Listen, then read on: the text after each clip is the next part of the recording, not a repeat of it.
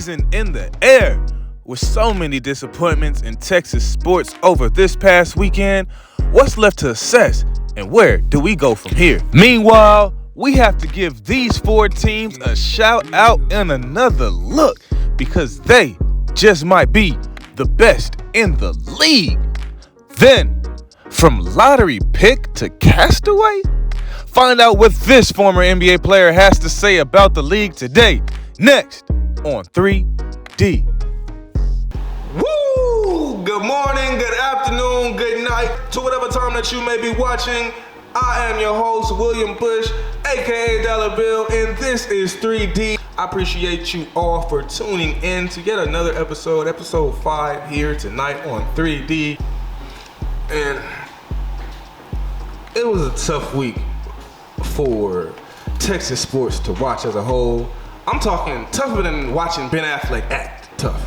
Got Texas, after what I thought was going to be a promising young season for them after beating Alabama, who might not even be Alabama this year.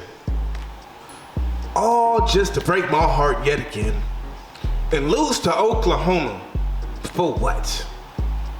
And the Rivalry in front of everybody at the state fair. Now, nobody can eat their cotton candy in peace because they got to think how Texas ruined their afternoon already, and it's only 2:30. Then, after the Red River disappointment, we have the Sunday night massacre. That was the Cowboys traveling all the way to Santa Clara to score 10 points to get curb stomped 42-10, one less than the baseball team, the Texas Rangers, on Sunday night. Shout out to the Texas Rangers. They scored more points on Sunday in the baseball game ALDS. 11 points. More than the football team of 10 points. Y'all piece that together. Dak played timid, as he usually does against good teams. When the defense doesn't turn the ball over for them and gets scooping scores or gets short fields, he plays bad. That's just what it comes down to it. Forget humbling like Micah and the boys called this game. This was a complete F game. This was a Z game, not a F. Y'all get a Z for this performance, as in zero effort showed. Y'all have the 30th ranked passing defense since Stephon Diggs went out with his injury. 8.5 yards per attempt allowed. That's not good, and I don't see why it would get any better. This is the largest loss since 2013 for the Cowboys. That's 10 years. And the signs aren't pointing in the right direction. I don't see the light with Dak coming up with $60 million next year on his contract. We'll see how that plays out. If anything short of the S-Bob Super Bowl or bust for them, I think. If not, I say blow it up. Start over. Before these teams next, they don't need to start over. This gonna be DollaBill's best.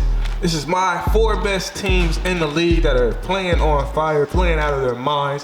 First and foremost, after what I saw on Sunday night, the 49ers are the best team in the league. Not just because of what they did to America's team. Defenses and stout playmakers, top to bottom. Offense, great top to bottom. Led by Brock Purdy, who's the LeVar Ball of football. He's undefeated, never lost. Never lost. Since he came in the league, he even beating everybody. Line him up, knock him down, if he's healthy. Next team on my list would have to be the Kansas City Chiefs. They have seen some struggles, but since y'all's week 1 loss to the Detroit Lions, y'all have won 4 straight games. Kudos to that. Patrick Mahomes, as long as he's back there in the backfield, great things are gonna happen for the Chiefs.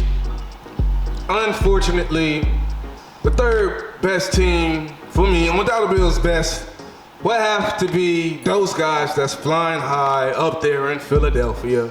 A brotherly love, the Eagles. Y'all gets no brotherly love from me, but y'all still been balling, man. Jalen Hurts, a little shaky, couple interceptions thrown in a couple games, but man, y'all have been balling that tush push or the brotherly shove for what they like to call it has been working real effective, I guess. Last team on DollaBill's best, it's gotta be the Dolphins, man. Y'all have been balling out to us. Head has been in the game for sure this season. They have been balling, man. They have the most yards through any team in 5 games in NFL history. That is more than the 2013 Tom Brady and Randy Moss Patriots. Man, that is more than the greatest show on turf. They have been balling. I like what I'm seeing from them. That is gonna be my top 4 teams in DollaBill's best. According to this former NBA player, the best players aren't even in the league anymore. According to Jabari Parker, the league has been watered down to an entertainment aspect. The old veterans have been shoved out.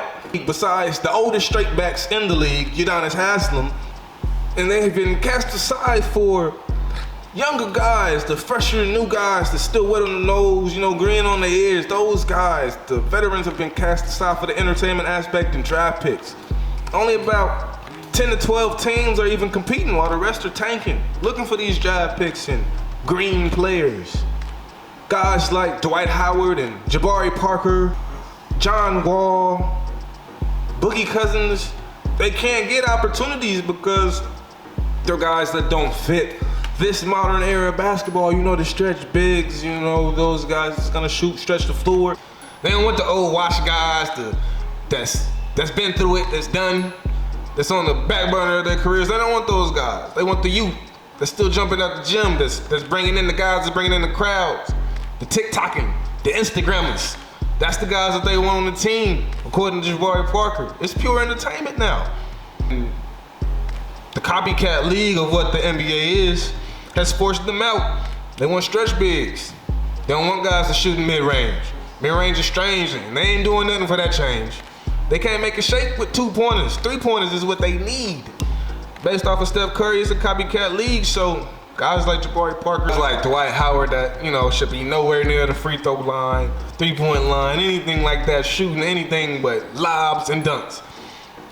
So I kind of understand, to a point, the NBA and the entertainment aspect and what they need. They need guys that's jumping, that's entertainment, that's gonna shoot, that's willing to shoot.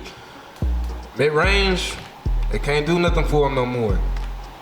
But what's really been doing it for me is the Texas Rangers. I gotta talk about America's old pastime real quick, man. The Texas Rangers have been making me proud as a Texan, as a Dallas stan, as a DFW resident, man. I am proud of the Texas Rangers and how far they have come this year, man. From no expectations at the beginning of the year to being a couple wins away.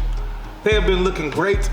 And this ALDS, they are up 2-0 right now against the best record in the league, the Baltimore Orioles. They have looked great. Corey Seager, Marcus Semien, they're showing us something that we haven't had promised in quite some time, about 10 years to be exact. I was at that game, that fateful night, Game 6, when David Freese ate our hearts out in Game 6. And then they proceeded, the Cardinals that is, to beat us in Game 7. Tragic. But this is the dawn of a new era for the Texas Rangers, and I'm proud of what I'm seeing, man. We'll see if they can go ahead and close out this series and see what's going on and moving forward with them. I'm gonna go ahead and close it out tonight, man. I appreciate y'all for sticking it out. We on episode 5 here on the Daily Dolla Digest. Until then, we are sponsored by... Nah, I'm playing, we ain't got no sponsors, man. I'll see y'all again next week. Peace.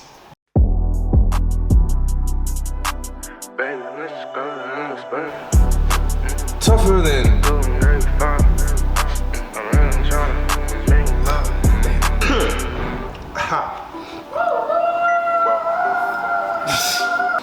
I've been watching Titanic on rerun.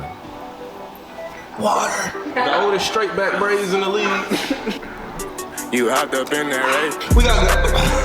Let's just go to outer space.